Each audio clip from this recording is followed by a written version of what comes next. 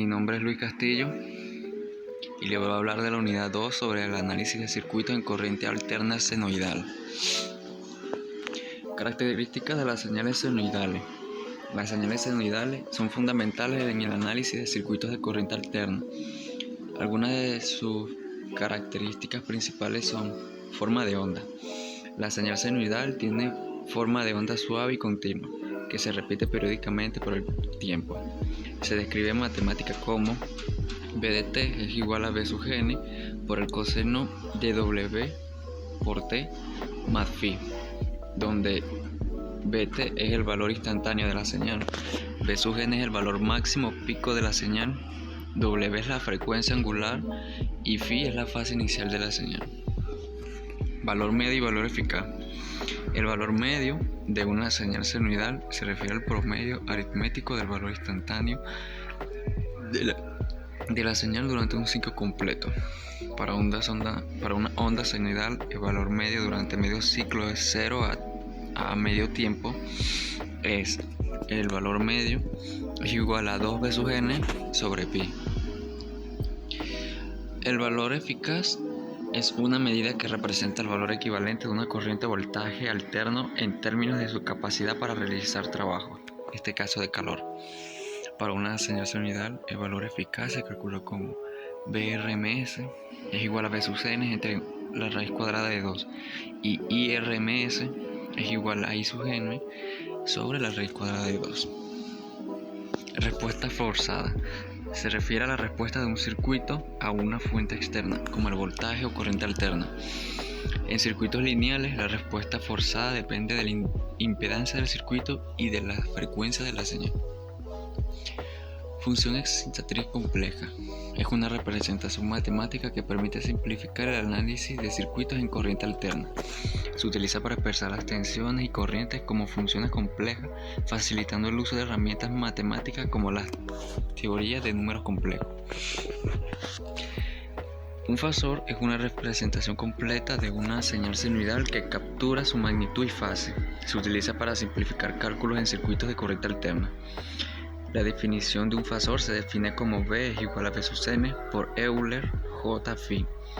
La transformación para convertir una señal senoidal en su representación fasoral sería B sub t es igual a la fórmula de ahorita, y su transformación sería B, que es igual a B sub n por Euler elevado a la J phi. Una impedancia es una medida de oposición que representa un circuito al paso de una corriente alterna. Se expresa como un número complejo Z que es igual a R más JX, donde R es la resistencia en ohmio y X es la reactancia que puede ser inductiva o capacitiva. Impedancia en serie y paralelo. Para elementos en serie, la impedancia total se suma algebraicamente. Tenemos Z total igual a la suma de todas las Z que se encuentran en serie. Y en paralelo, la admitancia total se suma igual todo algebraicamente, donde Y es 1 sobre Z. La admitancia es la inversa de la impedancia. La fórmula es Y, que es igual a 1 sobre Z, que eso es igual a J, a G, que es igual a J más B, donde G es la conductancia y la B la susceptancia. Impedancia en serie y paralelo. Divisor de tensión y divisor de corriente.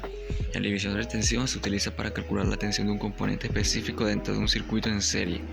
Para dos resistencias R1 y R2 en serie, la tensión V sub 2 a través de R2 se calcula como V voltaje 2 es igual al voltaje inicial por la resistencia 1 entre la resistencia 1 más la resistencia 2. En circuito con impedancias sería prácticamente lo mismo, pero esta vez trabajamos con Z.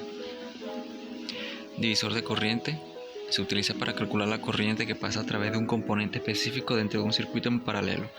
Para dos resistencias R1 y R2 en paralelo, la corriente I2 a través de R2. Tenemos I sub 2 es igual a la corriente inicial por R, o sea, la fórmula de ahorita.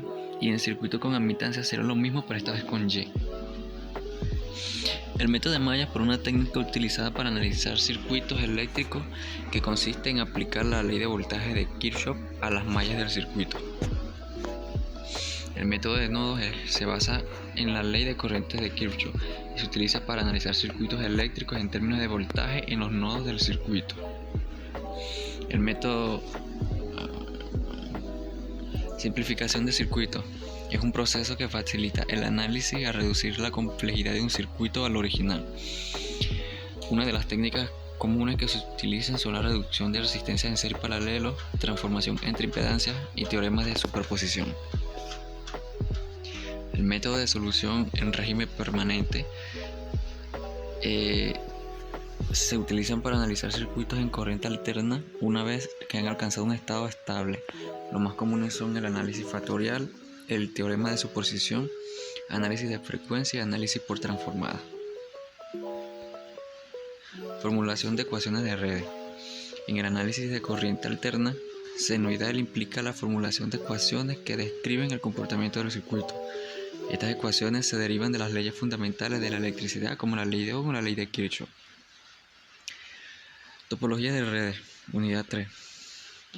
Es la forma en la que los componentes eléctricos, que son resistencias, capacitores, inductores, fuentes de voltaje, corrientes, etc., están interconectadas. No se refiere a las dimensiones físicas de los componentes, sino a su conexión lógica. En una ecuación de malla tenemos la aplicación de leyes de voltaje de Kirchhoff para resolver circuitos eléctricos. Se utiliza para encontrar las corrientes de un circuito cerrado al sumar todas las caídas de voltaje en N en la malla y establecer que la suma total es igual a 0. Las ecuaciones matriciales de corriente de malla se pueden representar en forma matricial para facilitar su resolución. La fórmula general es A por I, que es igual a B, donde A es la matriz de coeficiente, I es el vector de columna de corrientes de malla y B es el vector de columna de fuentes. En la ley de Kirchhoff de corrientes LKC se basa es la base para formular las ecuaciones de nodo. Esta ley establece que la suma algebraica de las corrientes que entran y salen de un nodo es igual a 0. Esto se puede expresar matemáticamente como la sumatoria de las corrientes entrantes menos la sumatoria de las corrientes salientes es igual a 0.